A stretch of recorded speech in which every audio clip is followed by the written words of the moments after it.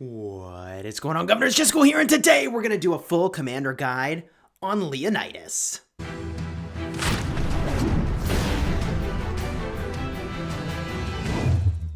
Hello, my friends, and welcome. You know the drill. When we do a commander guide, we reveal the skills, the talents. We talk about the order in which you would level up the skills on the commander, where you get the sculptures, and what we think optimal pairings would be. This commander is an exciting infantry versatility, which is not very good, defense commander, and they're available to you in the Mighty Governor.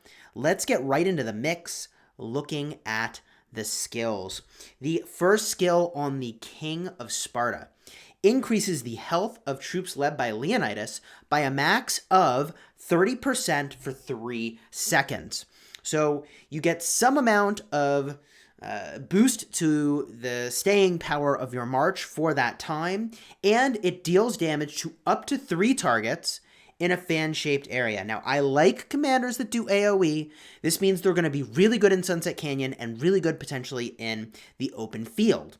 It does a damage factor of 600. Now, 600 is not an amazing damage factor. We would expect there has to be more to this for it to be compelling. Just to give a comparison point over here, if we look at Sun Tzu, who is expertised, they do a damage factor of 800 to 5 targets. So there's got to be more going on, and I get that there's a 30% stat boost already. The more that you're getting here is that if the target was silenced, or there is an attack reduction effect on that march, they're going to take an additional 50% damage. So you're looking to have this commander near other commanders that are reducing attack or are silencing. And of course, there are some commanders that do that. We'll be sure to cover that. Reducing attack or silencing. Okay, let's continue on and take a look at some other skills. The second skill, 300 Spartans, when this army only has infantry, increase the defense by an upwards of 30%, which is a lot of stats, and increase the speed of rage gained by 15%. Now, this is something we've not had a chance to play around with a whole heck of a lot, with the exception of Ishida, who is a relatively new legendary commander into the game at the time of this recording. We've not done a lot with speed of rage gained. We could play around with a little bit and see what that looks like. Overall, I think it's just okay on an active skill like you have here with Ishida, but when it's active all the time, I think on Leonidas it's kind of interesting. Let's continue on to the next skill, Honorable Sacrifice, when the army led by this commander has been reduced to less than 50% strength. So to me that says this is a march you kind of want to get completely drained, which is not generally something you want to do in the open field. That's much more something that is valuable in a game mode like Sunset Canyon or in a rally. But let's look at this. When it's reduced to 50% strength, there's a chance to gain a shield when attacked, damage factor of an upwards of 800 that lasts for 3 seconds. 800 is a solid shield. It doesn't look like there's an internal cooldown on this ability. We'll have to do some testing to figure that out. If there's no internal cooldown, that means, you could get attacked, it could trigger, and then you could get attacked again, it could trigger. It says there's a chance to gain a shield. We actually don't know what that chance is. If the chance is really high, it's much better. If it's really low, it's not so compelling. So we'll have to test to figure that out too. When the shield lasts, increase the attack of your own infantry by an upwards of 15%. So the way I see that working is that, maybe you get a turn or two of benefit here from this. But for the most part, those shields disappear in a snap. 800 damage factor is really not much of a shield. Continuing on to the last skill, and this is an exciting one. Son of the Lion is very powerful. While on the map, so that means not in a garrison, not in a city, attacks have a 25% chance to increase his own troops' damage by 10%. So 1 in 4 chance to boost our attack by 10%. It lasts for 5 seconds and stacks up to 4 times. This is really, Cool. You probably could do some math around the average amount of time that you would expect it to be active, and I would encourage someone to do that and drop it into the comments. There's probably some ways to do like the probabilities and all that good stuff, maybe like a bell curve for how long you expect it to be active. You get the idea here. This could stack up and turn out to be 40% more attack, which is a huge deal. 40% attack is...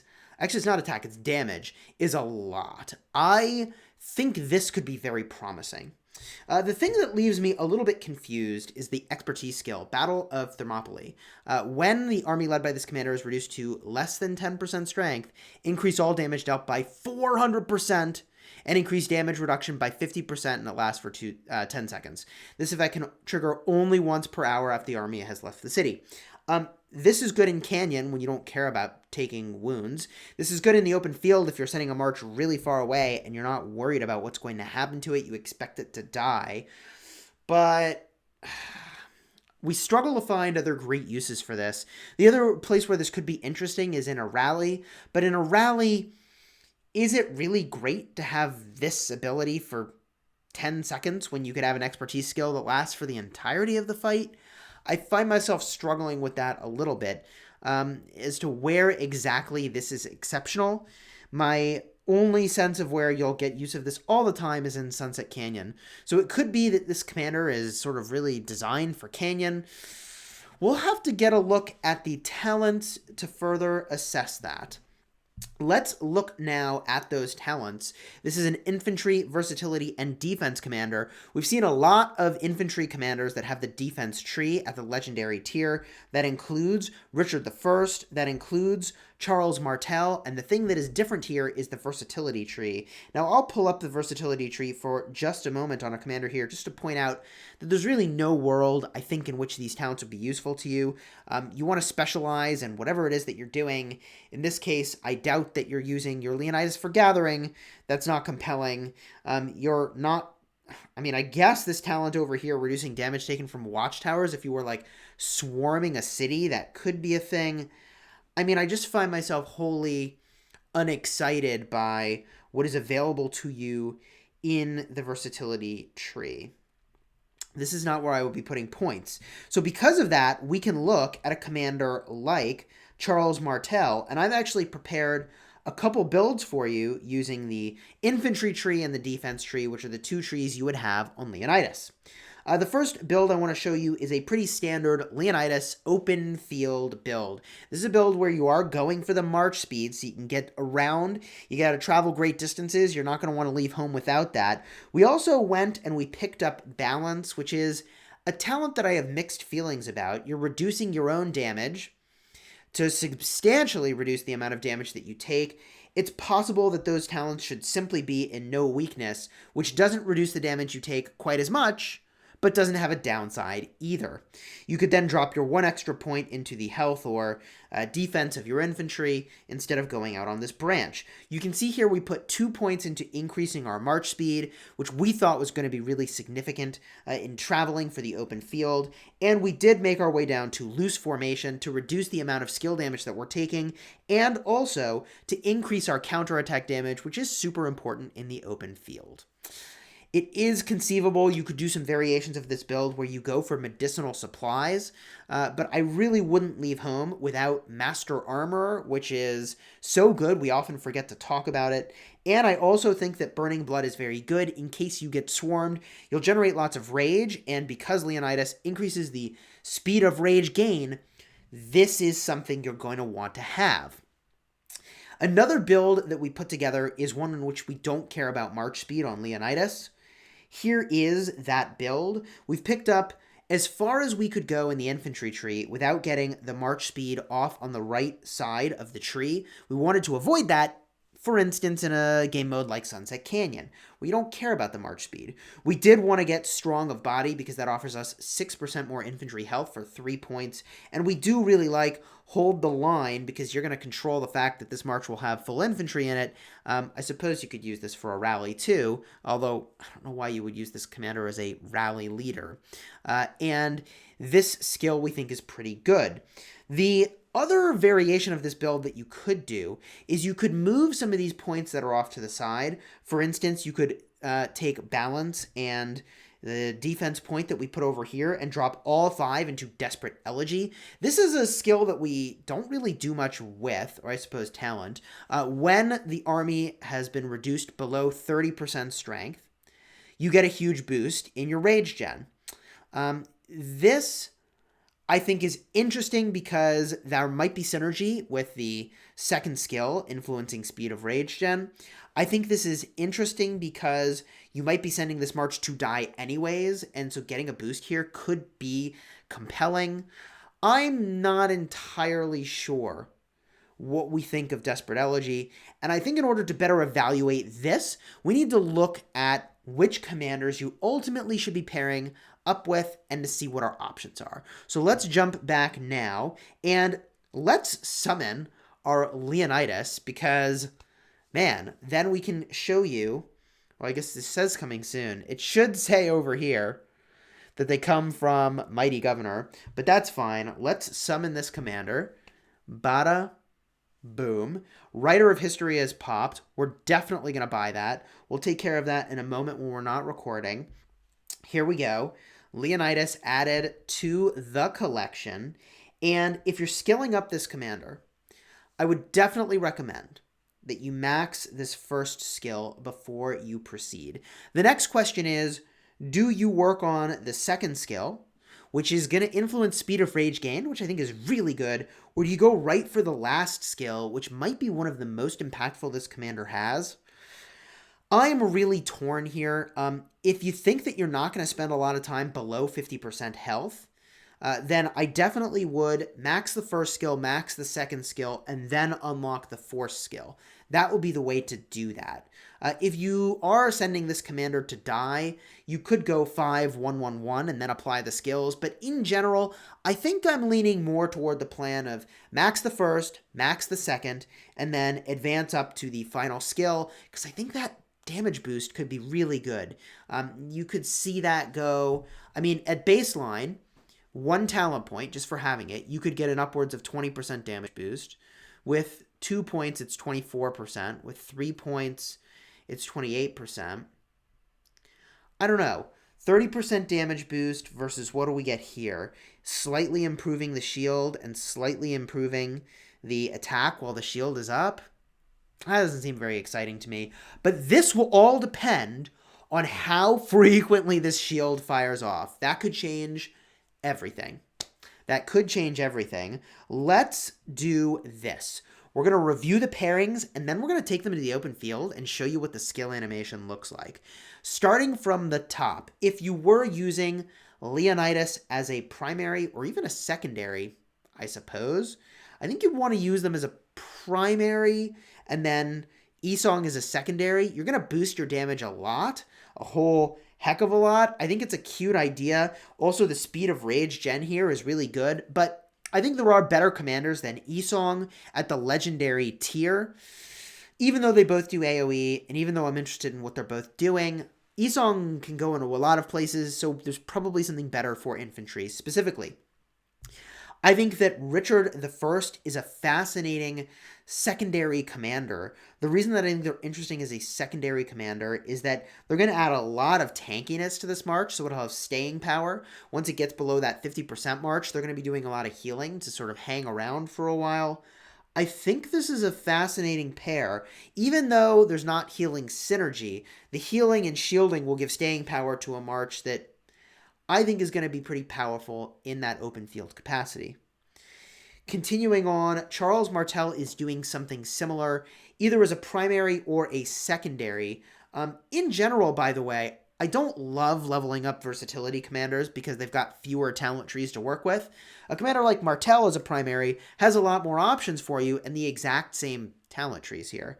I think that Martel would be an interesting pairing in that you get a lot of march speed, you get a lot of counterattack damage, and a lot of infantry stats. You are also slightly boosting the damage, so if you used him, I'd say Charles should be the primary. That way, Leonidas's skill does more damage when he does his AoE. I think that could be pretty good. There might be some concern about these shields stacking and whether or not they could interfere with each other. We'd have to test to figure that out. Continuing on, I don't think Hannibal Barca is a good pair because you want full infantry. For that same reason, I don't think you'd want to use Saladin or Khan. But here's an interesting one. Alexander the Great. Now, if you used Leonidas with Alexander the Great, you'd get some extra tankiness, which I think is pretty cool. Alexander the Great is throwing up a shield, which is really good. And he's increasing the damage taken by nearby enemies. That doesn't have synergy with Leonidas's first skill, unfortunately. Leonidas's first skill has synergy with silences or attack reductions, so we're still looking for a commander that perhaps has better synergy here. If we continue on and look for other commanders that could be really interesting, Ethelflad is probably not the pick because you want mixed troops, and Leonidas is not going to want mixed troops. I think Julius Caesar is kind of interesting. You could use full infantry. There is a lot of tankiness here as the march gets weakened, which I think is kind of fascinating. You could bring more troops, so they're going to have more punch when they are lower, but I feel like we can do better still. Let's continue on. Looking at Mehmed is a fascinating choice. You could use Mehmed as the primary, and as a secondary, be using Leonidas. The thing that I like about that is he is elevating the attack and the skill damage, which is pretty solid. There's AoE here, so you hit lots of targets. I like the idea of the skill tree and the leadership tree with Leonidas as a secondary. I think this could be interesting, but I still think we could do better. That, of course, as creme de la creme, would be Guan Yu. These two commanders were released together with Guan Yu on the wheel and Leonidas in the Mighty Governor. Guan Yu does offer a silence effect, and because of that, you are going to get the benefit of boosting the damage on Leonidas. This is exactly what we want to see. It's not every day you get to boost the active skill damage by 50%, so using a pairing like this would be extremely logical, and I expect will be the best pair available. Another commander that I think is a fascinating pairing would be Constantine. Constantine is doing an attack reduction onto the target of 40% when the skill is maxed. Constantine also has the support tree, which I think is very powerful for generating rage, and guess what? That rage gen is going to be really enhanced by that 15% speed of rage gained on the second skill of Leonidas. I think Constantine Leonidas is going to be a pair that you really should be looking out for. The support tree is going to offer them a huge amount of tankiness. They're going to get a really big heal when they get low. I think this could be very powerful in the open field. I don't think that Charlemagne is an amazing pairing. Charlemagne is really for hitting cities.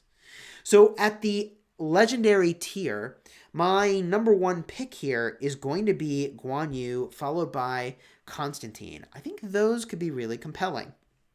If we look at the epic tier, there are some interesting options. If you're sort of dead set on using Leonidas, one of those options will be Joan of Arc.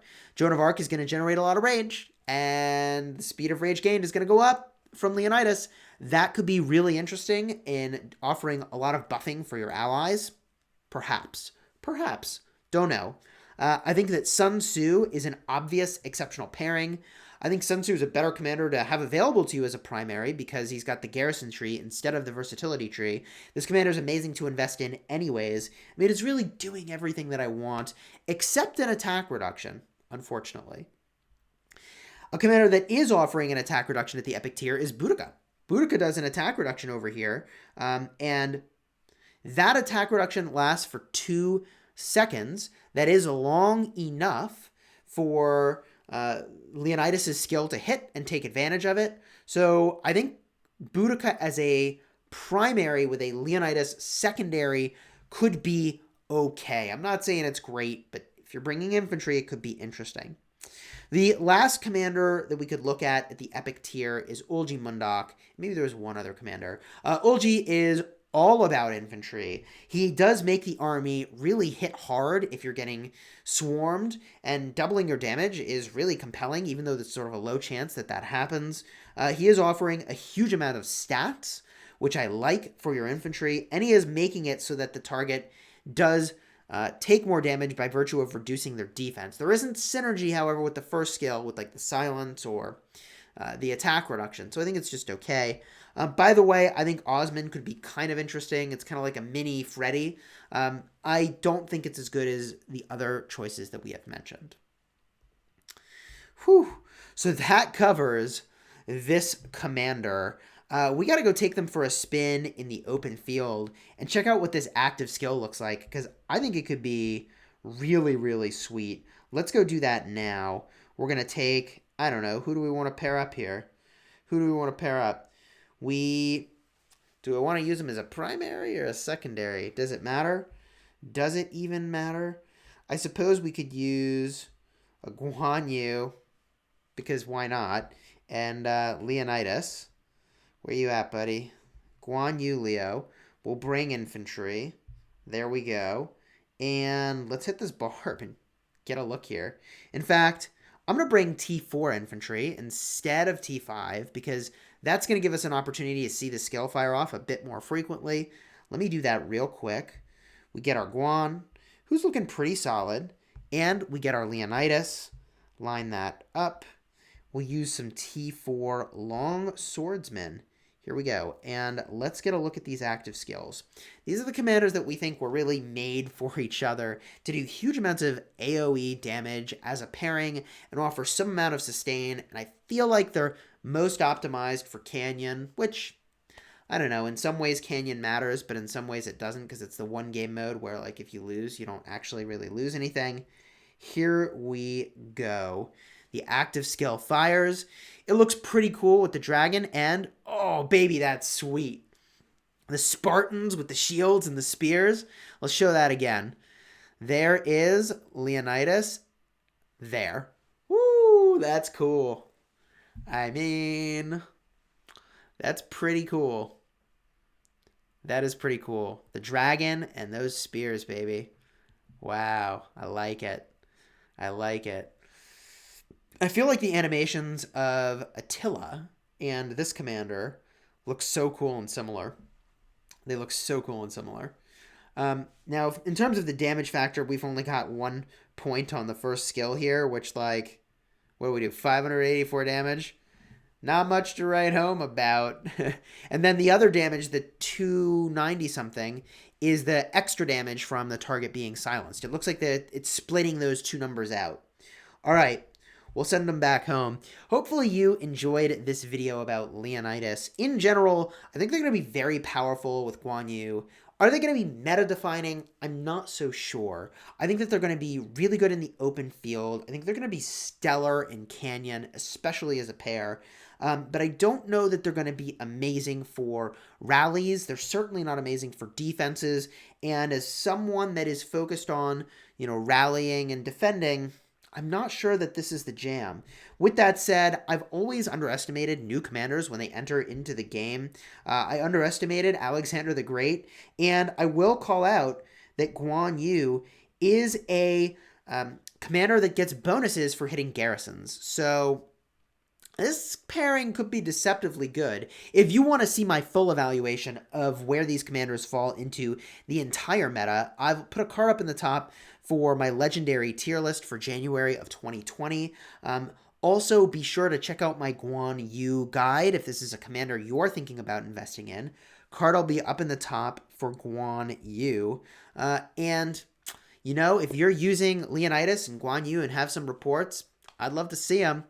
I'd love to see them, and share some comments down below with your thoughts. Please do like and subscribe if you enjoyed this so you can get more commander guides. We've got a playlist for every single commander in the game. Card up in the top, and until next time, you have fun smashing the kingdom. That animation is just so cool. That is a cool animation.